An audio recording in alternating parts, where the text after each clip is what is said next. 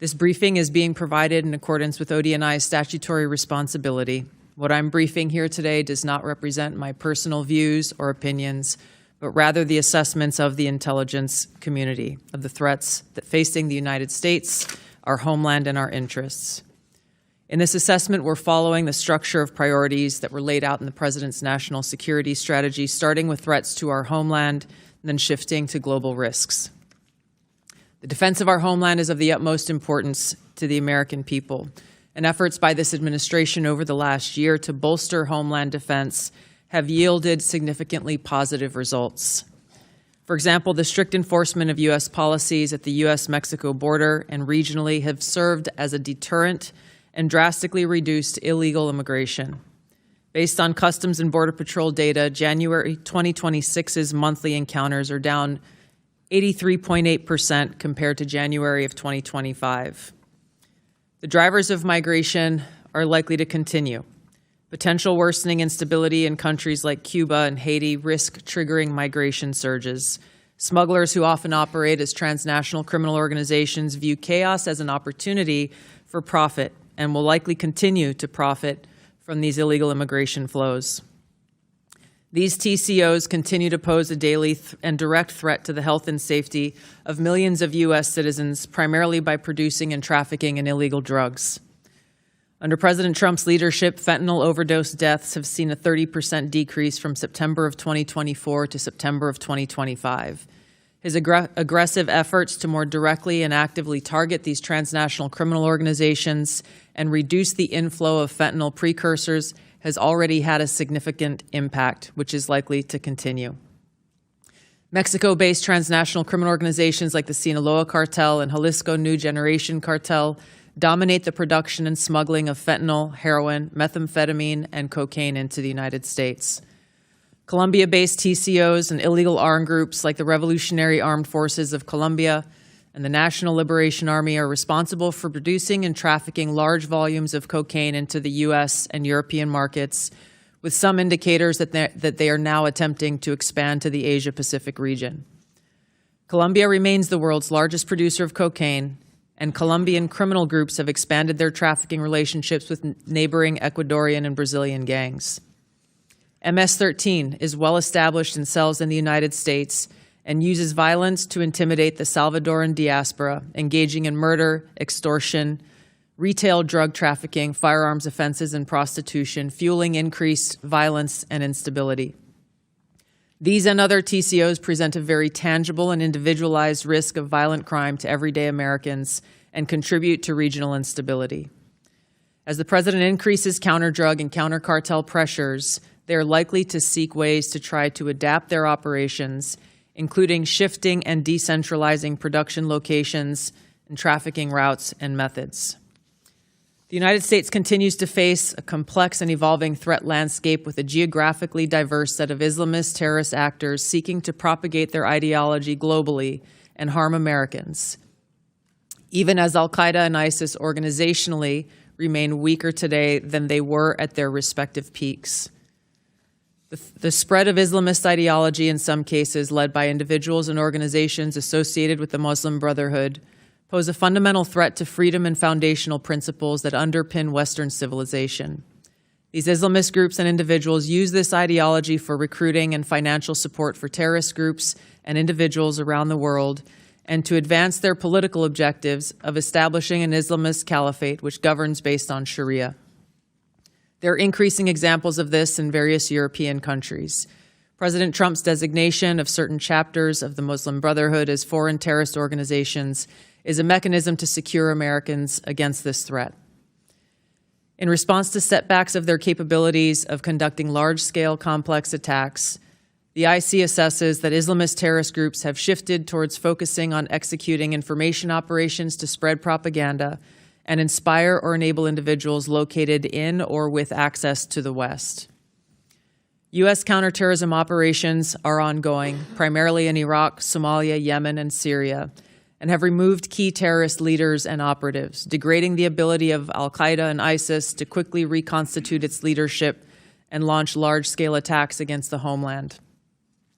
Strict U.S. border enforcement measures and increased deportations of individuals with suspected links to Islamist terrorists have reduced access to the homeland and removed some potential sources of future terror attacks. Since January, U.S. officials have only had a handful of encounters at our borders with individuals associated with terrorist groups. This is a positive trend. However, our interagency coordinated efforts to identify, locate, and remove known or suspected terrorists who are already in the U.S. continues with vigilance. In 2025, there were at least 3 Islamist terrorist attacks in the U.S. Law enforcement disrupted at least 15 U.S.-based Islamist terrorist plotters. Roughly half of last year's disrupted plotters had some online contact with Islamist terrorists inspired by Islamist foreign terrorist organizations abroad. Al-Qaeda and ISIS pose the biggest threat to U.S. interests overseas in parts of Africa, the Middle East, and South Asia, where these groups operate.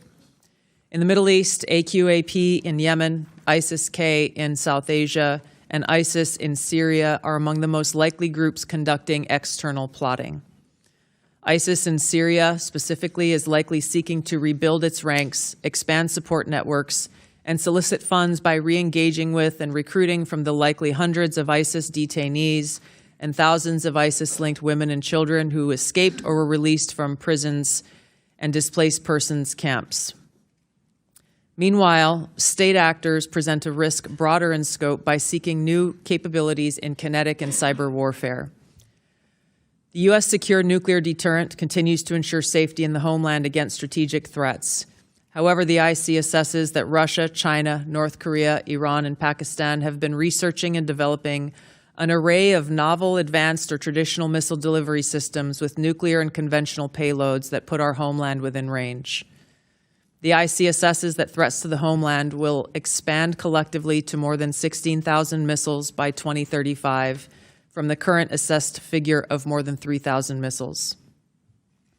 The IC assesses that China and Russia are developing advanced delivery systems meant to be capable of penetrating or bypassing U.S. missile defenses. North Korea's ICBMs can already reach U.S. soil. The IC assesses that it is committed to expanding its nuclear arsenal. Pakistan's long-range ballistic missile development potentially could include ICBMs with a range capable of striking the homeland. The IC assesses that Iran has previously demonstrated space launch and other technology it could use to begin to develop a militarily viable ICBM before 2035, should Tehran attempt to pursue the capability. However, these assessments will be observed and updated as the full impact of Operation Epic Fury's devastating strikes on Iran's missile production facilities, stockpiles, and launch capabilities is determined. Shifting to the cyber domain, the IC assesses that China, Russia, Iran, North Korea, and non-state ransomware groups will continue to seek to compromise U.S. government and private sector networks, as well as critical infrastructure, to collect intelligence and create options for future disruption and for financial gain. The IC assesses China and Russia present the most persistent and active threats and are continuing R&D efforts. North Korea's cyber program is sophisticated and agile. In 2025 alone, North Korea's cryptocurrency heist probably stole $2 billion, which is helping to fund the regime, including further development of its strategic weapons program. Financially or ideologically motivated non-state actors are becoming more bold, with ransomware groups shifting to faster, high-volume attacks that are harder to identify and mitigate. Innovation in the field of artificial intelligence will likely accelerate the threats in the cyber domain. They will increasingly shape cyber operations, with both cyber operators and defenders using these tools to improve their speed and effectiveness. For example, in August of 2025, cyber actors used an AI tool to conduct data extortion against international government, healthcare, and public health emergency service sectors and religious institutions. Shifting to the Arctic, the IC assesses that Russia, and to a lesser extent China, aim to strengthen their presence in the region through increased maritime trade, natural resource extraction, and military activity. Russia, which has the longest coastline in the Arctic, has long sought recognition of its quote-unquote polar great power status and is deploying more military forces and building new permanent infrastructure. China, though not an Arctic country, is engaged in more limited efforts in the region to advance its strategic and economic interests. On the technology front, artificial intelligence capabilities are rapidly advancing and changing the threat landscape. As this is a defining technology that enables computers and machines to simulate human learning, comprehension, problem-solving, creativity, and autonomy, it'll be critical to ensure that humans remain in control of how AI is used and of the machines that may threaten to autonomously violate the interests of the American people across all domains. The IC assesses that China is the most capable competitor in this field and aims to displace the U.S. as the global AI leader by 2030. AI adoption at scale across the spectrum of usage poses serious risks. AI has the potential to aid in weapons and systems design and has been used in recent conflicts to influence targeting and streamline decision-making, underscoring the risk and likely threats that could manifest on the battlefield. Early developers in quantum computers will give countries an extraordinary technological advantage over others to quickly process national security information and break current encryption methodology used to protect sensitive finance, healthcare, and government information. The global security landscape is volatile and complex, with armed conflict growing more common and posing potential threats against U.S. interests. The space domain is becoming increasingly contested, with China and Russia developing counter-space capabilities to challenge U.S. space efforts. The threat of nuclear proliferation and advancing chemical and biological warfare capabilities continues to grow. I'll turn now to the Western Hemisphere, where flagging economies, high crime rates, pervasive organized crime, migration flows, corruption, and narcotics trafficking present a broad spectrum of risks to U.S. interests, and where strategic competitors seek to gain greater influence in the region. The IC assesses that Latin America and the Caribbean almost certainly will see hotspots of volatility in the coming year, with the potential to undermine or distract from some countries from improving economies and living conditions and tackling illicit drug flows and cartels. The U.S.-Mexico-Canada Agreement review in 2026 will likely increase uncertainty in many Latin American countries, especially those that rely on Mexico as an export destination for intermediate goods for manufacture and onward export to the U.S. China, Russia, and Iran are seeking to sustain economic, political, and military engagement with Latin America. The IC assesses that China's demand for raw materials is likely to drive continued economic outreach, while Russia likely wants to expand its current security and diplomatic ties with Cuba and Nicaragua. The IC assesses that China aims to elevate its own political, economic, military, and technological power to increase its own regional positioning, global influence, and to fend off threats to their interests. While there are challenging areas where interests diverge, President Trump's diplomatic engagements with President Xi have enabled progress on areas where mutual interests align. The IC assesses that China continues to rapidly modernize its military forces across all domains in pursuit of its goal to achieve world-class status by mid-century. This includes building a force with the aim of being capable of deterring U.S. and allied forces in the region, and to achieve their stated objective of having the capability to seize Taiwan by force if necessary. However, the IC assesses that China likely prefers to set the conditions for an eventual peaceful reunification with Taiwan short of conflict. An increasingly confident North Korean regime remains a source of concern regionally and globally. Its weapons of mass destruction, conventional military capabilities, illicit cyber activities, and demonstrated willingness to use asymmetric capabilities poses a threat to the U.S. and its allies, particularly South Korea and Japan. North Korea's partnership with Russia is growing, and in 2025, Kim took steps to improve ties with China, still North Korea's most important trading partner and economic benefactor. The IC assesses that North Korea's support for Russia in the war against Ukraine has increased North Korean capabilities as their forces have gained combat experience in 21st century warfare, along with equipment.